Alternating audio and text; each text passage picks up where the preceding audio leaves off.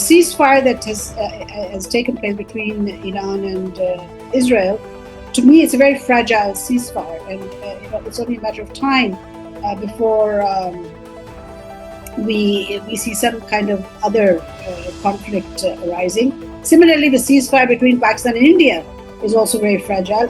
I like it as historically been. All our ceasefires have been very fragile because, of course, Modi has been sort of embarrassed, red-faced, and he may want to come back later on in the year, or perhaps in the autumn or sometime, to sort of show his strength again.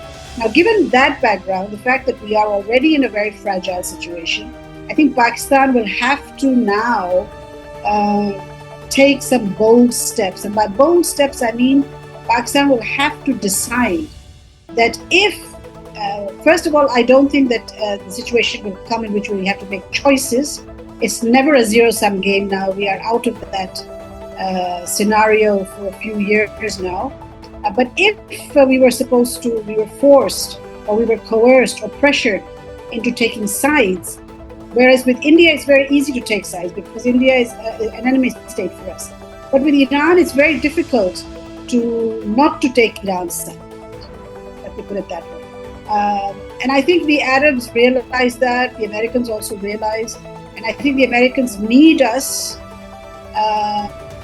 and need is in inverted commas, because of their own interests, their own strategic interests, because they don't want China sort of taking over this region, which it has to economically to a large extent. China has very, very close relations with Iran.